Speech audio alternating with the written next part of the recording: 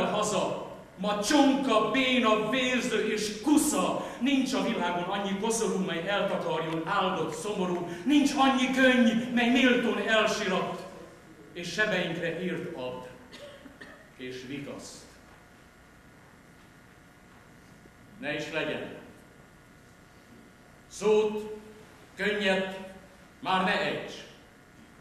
Magyar, virágod egy, ne felejts. És addig nem lesz élet, békesen, még föl nem támad ő, győzelmesen.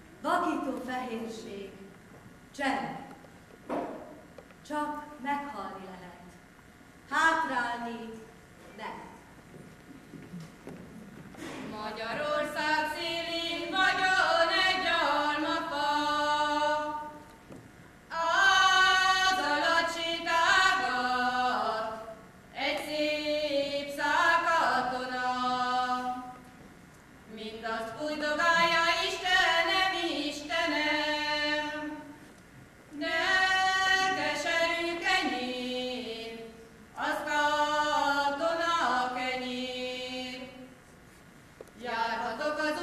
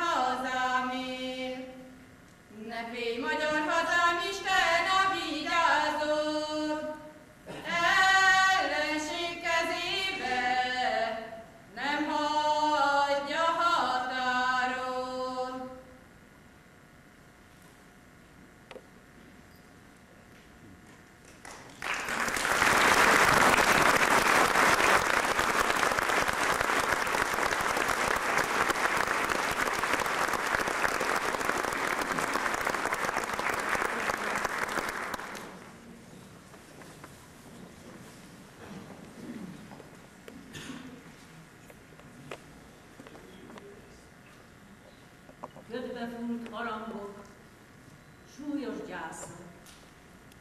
Csak búcsúzta a testvér, de nem temet. Messzi utadat Westerland vigyázza, egy-egy darabka otthon minden várva, és körül örvénylő tenger. A sós viharban pálmás partok hívnak, kísérjenek a kopár szirtfalak. Két óceán közt fogyó kis sziget, biztos hálóként kösse meg szíved, ha süllyednél se vagy magad.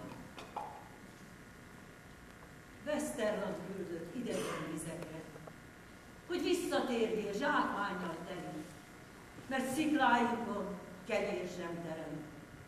Vess hát magad a zúgó tengeren, melynek hátán mocsórodott szem. Tartsuk a hálót társak, láthatatlan, így fogjuk egymás gyöngülő kezét, s kékülő szájjal, éhen félhalottan. Gyűl már a kincsünk ezüstös szavakban, s küldjük keletre, hazám, te felé.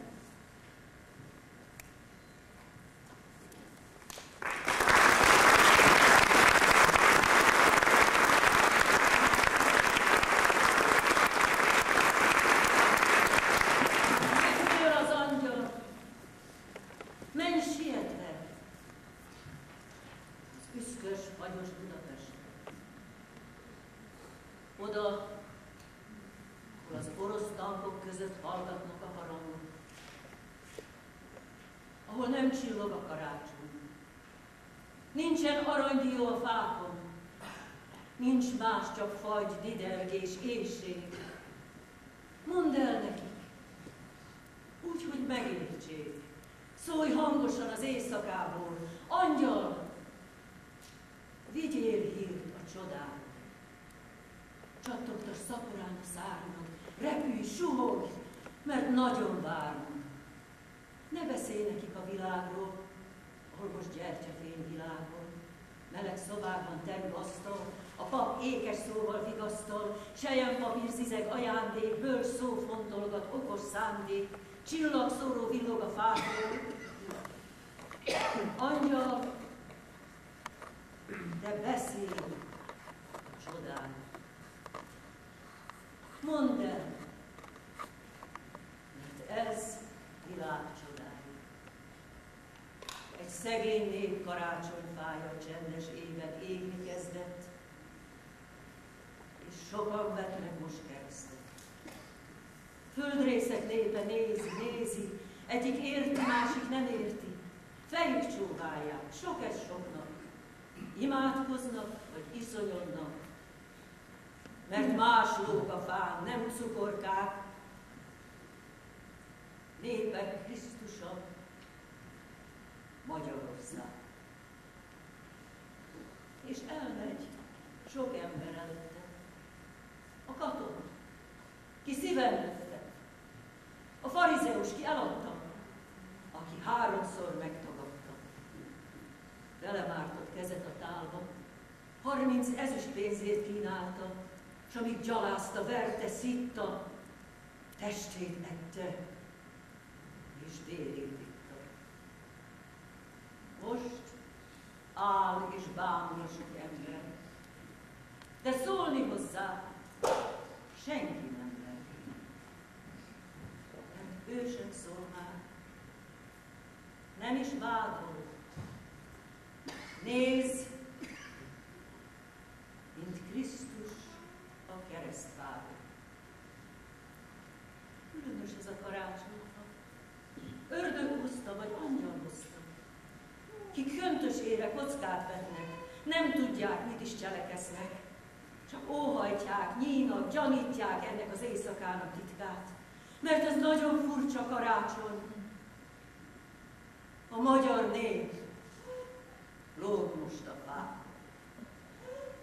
És a világ beszél, csodál. Papok papolnak bátorságot. Az államférfi parentária megáldja a szentséges pápa, és mindenrendű népek rendek kérdik, hogy ez mi végre kellett. Miért nem pusztult ki, ahogy kérték? Miért nem várta csöndben a végét? Miért, hogy meghasadt az égbolt, mert egy nép azt mondta, elég volt! Nem érti ezt, ez a sok ember. Mi áradt itt meg, mint a tenger? Miért remegtek világrendek? Egy nép kiáltott, aztán csend lett. De most sokan kérdik, mi történt. Kitett itt csontból, húsból törvényt, és kérdik, egyre többen kérdik, hebegve, mert végképp nem értik ők, akik örökségbe kapták. Ilyen nagy dolog a szabadság. Angyal, vidd meg a hírt az égről.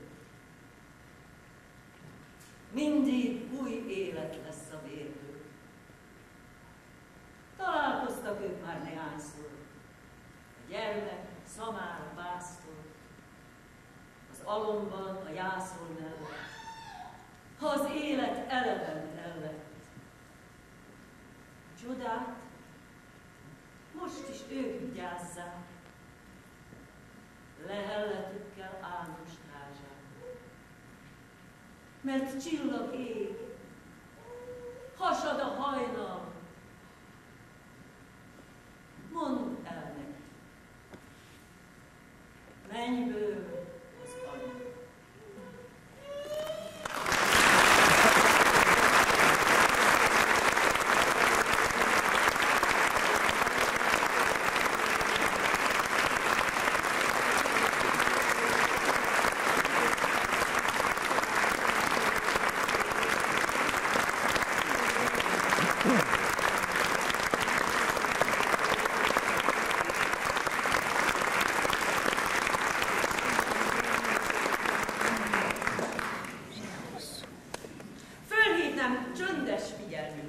Hogy átutaztam a mezőségen, a tikkasztó hőségben, és az ivóvíz még mindig ugyanaz. És a szívesség, amivel adják, még mindig ugyanaz. És átutaztam Murokországon, fullasztó délutánban, apadó patakok mentén, és az ivóvíz íze még mindig ugyanaz. Hiába a kicserélt plécsupor, a hozzáillő tekintet ugyanaz. És föl a Kiskügölő völgyén, üres boltok mentén átcsorgó szomjazók között, még mindig ugyanaz. És végig egy egész ország részen ugyanaz. Anyám, testvérem szava sem változott. Apánk sírján kopnak a betűk, egyébként minden ugyanaz. Hiába a kitépet, vagy alig álló kétnyelvű falutáblák, és névtelen maradt szülőfalu. Végig egy eltépett országrészen, egyébként minden ugyanaz. Dombokról lecsorgó szőlősorok, kedvetlen, baktató szekerek között még mindig ugyanaz, és nem bírom szavaim deríteni, mert minden szavam az égben, s ugyanaz.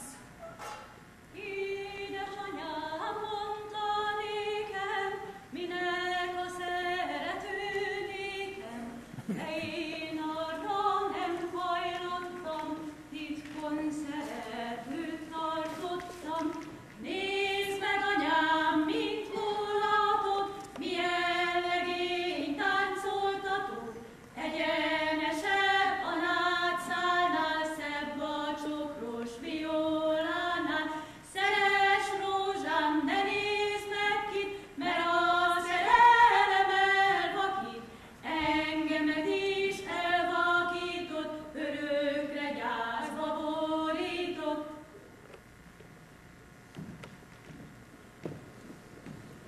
Hol is vagyunk tehát? Pusztakamarás. A mezőségnek nevezett erdélyi dombvidék kellős közepében, Kolozsvártól 40, Marosvásárhelytől 60 kilométerre. Hajdani lápok, tavak, nádasok kiszikkadt völgyében, távol a szellemi és vonatközlekedés fő ütőerejétől. Innen származtam el, és idehoz vissza a rög, és persze, ami felette van. Főleg így, Andrásnap körül, mikor az erejét próbálgató tél csípősségét próbáljuk az Andrásnapok köményma pálinkaszagú melegével együtt. Ez itt jó anyám. Sütő Andrásné született Székely Berta, aki most is, mint minden családi összejövetelen, előszeretettel szereti felemlegetni a családfát, amikor jóval terebélyesebb volt, mint egy emlékeztetőül és amúgy kénytelenképpen a fiatalabbik generáció számára, amely a gyermekáldásnak igencsak mértékkel köt. Székely Gergely, anyám, Dézméri Máriskó, mikor esténként kiállt a kapuba, hogy a családot vacsorázni hívja, így szólott. Sári Máriskó Jóska, Berta Pista Erzsi, Juliska Ilona Eszti, Zsófi, Rebeka, vagy hogy hívnak. Ez ugyebár, ha nem tévedek, 11. Nagyapámnak, Székely Mihálynak csak 4 gyereke volt, de dédapámnak, kit Lászlónak hívtak, 12. Aztán tudod, apádnak az apja, Sütő Mihály, és felesége, I. és Ágnes, mikor vásárba ment, így számolt, hogy kinek vegyen köténykucsmát az uradalmi konvencióból, hogy Kati Máriskó Gergely, András Dani Ágnes, Juliska Anna László, vagyis 9. Nem úgy ám, hogy jaj, mit veszünk putyukának?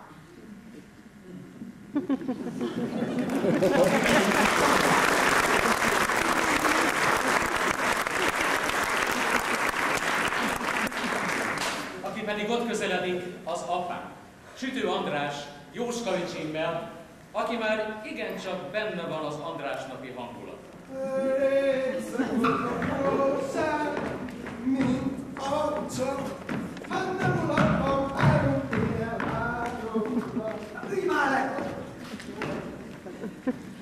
Apámat 1952-ben kulák-listára tették egy használhatatlan cséplőszekrény miatt, amitől az Istennek nem tudott megszabadulni.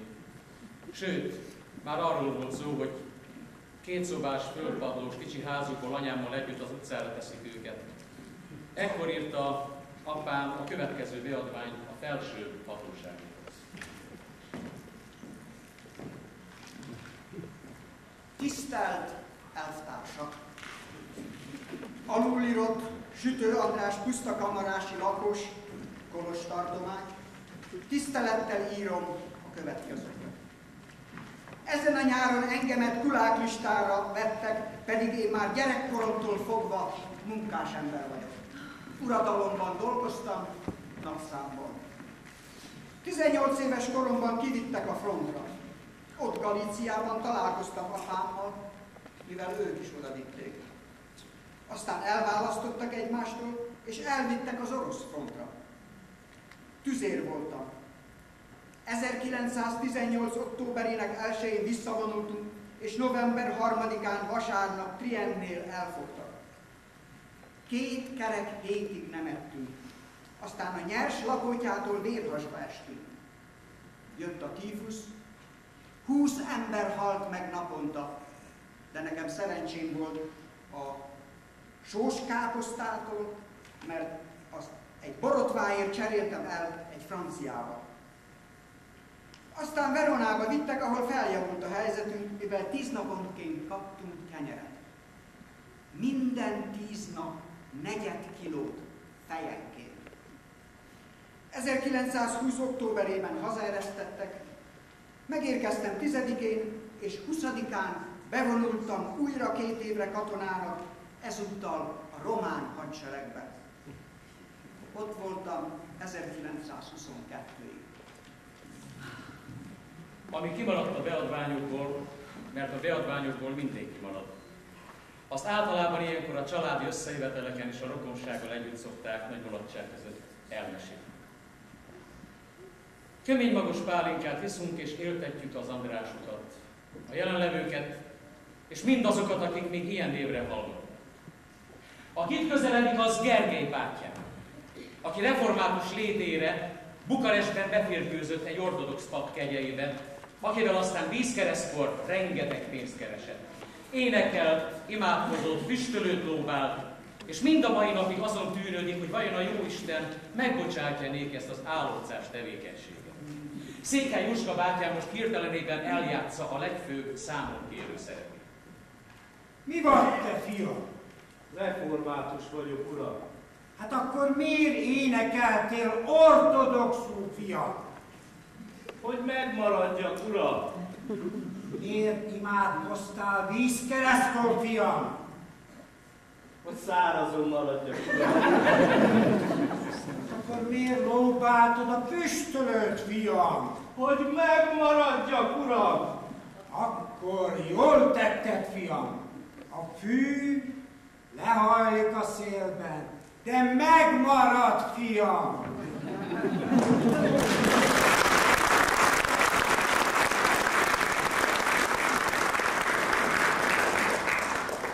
Pálinkától elpártolunk a savanyúzor javára, beszélgetés mind hangosabbá válik, ismerős és ismeretlen múltba szállunk le. 1914-ben, mikor a Jóisten lenézett a földre, és Doberdónál a világháborútól az ágyuk belekedtek, és nem volt, hogy a sebünket bekösse. Mikor anyám, kedves édesanyám a civil búnyát bugyorba kötötte, ládafiába rejtette, és megüzentük neki, hogy nehéz a rézágyú, felszántja a földet, és ne várjon haza a harctérről, sírunkra nem borul senki. Mert vonatok vagyunk, melynek az eleje fel van virágozva, és zakatolunk gyorsan be az állomásra, aztán a halálba és a szerelembe. Máté Szalka is gyászban van, és a meghalók a temetőbe visznek, a sírokra fakeresztet tűznek. Nekünk ne tűzzenek, református magyar ember! Ha már nem vagy, számít a jel. Akármi legyen az. Ki megmarad, az a jelhez igazol. Minek a jel? A halottaknak? A jel az élőnek! Bánatos hajóra szállunk, és bánjuk, hogy megházasodtunk. Mit tegyen az ember? Kiki az édesanyjához fordul panasszal. Elveszett a tojósrúd, elveszett a párta, elveszett a piros bársony zsebkendő, el a karikagyűrű és a kispejló a cédrus erdőben. Jöjjön ki hát a sok édesanyja a kapuba, jöjjön ki és kössön kendőt, mielőtt felszállunk a vármegye házára. A csillagokat bíztatjuk, hogy ragyogjanak, szépen ragyogjanak és utat mutassanak, hiszen házunkat és kedvesünket keressük. Keressük, és nem találjuk.